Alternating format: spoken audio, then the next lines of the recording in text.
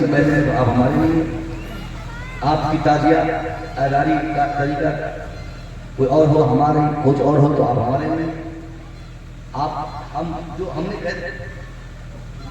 نے اپنے سماج کو منقسم کر کے متحد نہ رہ کر اپنے سماج کو جو ہم نے تباہ کیا ہے، یہ بھی ایک بربادی کی وجہ ہے۔ ان سب سے نپٹنے کے لیے سب سے پہلا قدم تعلیم۔ مثال موجود ہے نا صاحب، بھیم راؤ امبیڈکر کی اتنی عزت ہے پوری دنیا میں، کیونکہ میں پی ایچ ڈی ہولڈر ہوں الحمدللہ۔ میں بتا دوں آپ کو کہ اللہ نے ایک بہت بڑا کام شریعہ سرکار تعلیم شریعہ پر ہندوستان میں پوری دنیا میں سب سے پہلی پی ایچ ڈی کرنے کی شان اللہ نے کی۔ سبحان اللہ، ماشاءاللہ، بہت تو میں اس والا ہوں، ریسرچ کرنا، تحقیق کرنا، کسی بات کو کھوجنا، بلا وجہ دماغ بھی لگا دینا، یہ محقق کا کام ہوتا ہے۔ اس سے رس نکالنا میں نے تحقیق کی ہے۔ آج اپنے سماج میں آپ ہر گاؤں سے 10-20 لوگ سالانہ تربی کر کر کے آگے بڑھ جائیں گے۔ کسی کی ماں نے دودھ بھی پیا ہے کہ آپ کو ماننے اور کر دیا، تو آپ چاہیے رہیں گے، آپ کا بھائی آپ کو مار دیں گے، آپ کا سماج آپ کا حق چھین لیں گے، آپ کی برادری، آپ کے گاؤں اور آپ کے سماج کے آپ کے دوست احباب آپ کو دشمن سمجھیں گے، اور اگر پڑھے رہیں گے پورے سماج میں آپ ہی کی ترقی کے چرچے ہوئے۔ یہ تو دوسری بات ہے۔ اور بغیر تعلیم کے اپنے بچوں سے آپ یہ بھی نہیں کہہ سکتے کہ بیٹا میری بات نہیں مانتا۔ بوڑھا باپ جوان بیٹے سے جو مطالبہ کرتا ہے کہ میرا بیٹا میری ایک بھی نہیں سنتا، میں پوچھوں گا ان باپ سے کہ جب تعلیم و تربیت کی ضرورت تھی آپ کے بچوں کو آپ نے دیا تھا؟ نہیں دیا گیا۔ تو آج آپ کون سا ریٹرن چاہ رہے ہیں؟ جن بچوں کو تربیت نہیں ملی رہے گی، جو بچے تعلیم یافتہ نہیں ہوں گے، اس سے یہ توقع کرنا کہ وہ اپنے والدین کا احترام کرے، ان کی خدمت کرے، کبھی نہیں ہو سکتا۔ حالانکہ یہ ضروری نہیں ہے کہ اگر باپ آپ کو نہیں پڑھایا تو آپ باپ کو والد دیکھیں۔ باپ نہیں پڑھایا اگر وہ باپ ہے نا، صرف باپ ہے، کچھ نہیں کیا ہے، تب بھی اس کا حق بہت بڑے بڑے پیر سے بڑا ہے۔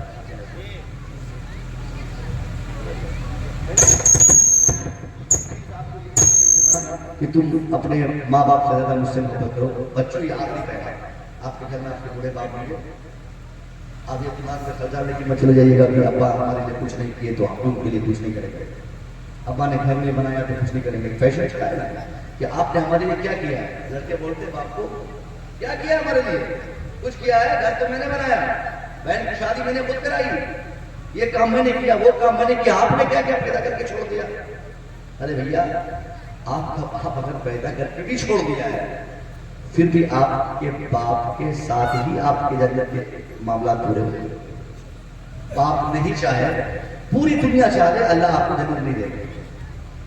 ہم چاہے رو رو کر ہم امام کے ایسے سے بولیں گے اللہ یہ نوجوان کو جنت دے دے، اور باپ نہیں چاہے کہ اللہ ہم کو اپنی جنت دے تو اللہ نہیں دے گا۔ باپ کی بھی خدمت ہوتی ہے، باپ کا بڑا احسان ہوتا ہے اگر پیدا کیا ہے نا، ان کا اتنا بڑا احسان ہے، ماں سے زیادہ احسان ہے۔ عظمت والدین پہ گفتگو ہوتی ہے اور لوگ ماں کے بارے میں بولتے چلے جاتے ہیں، لیکن یہ کبھی باپ کے پسینے کی قیمت چکانے کی باتیں لوگ نہیں کرتے۔ میں نے دیکھا ہے، اپنے لیے بتاؤ، اعظم گڑھ میں ایک مدرسہ ہے پہاڑپور میں، عزیز العلوم،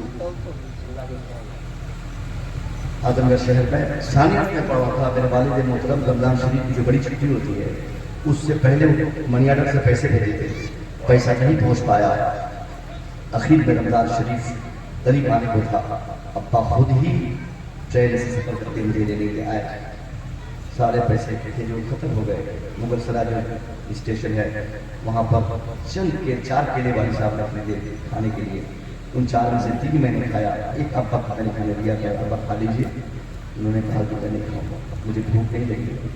مگر جب گھر پہنچے تو وہی ابا امی سے کہہ رہے ہیں کہ کھانا لاؤ، مجھے بہت تیز بھوک لگی۔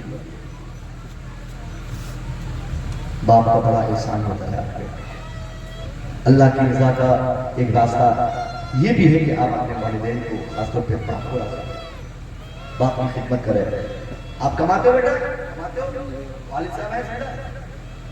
ہر بچہ کماتا ہے، لیکن چہرہ بھوکا سوکھا ہوتا ہے، برکت دور سے چلی گئی گھر سے، کوئی مطلب نہیں اس کی زندگی میں خوشحالی۔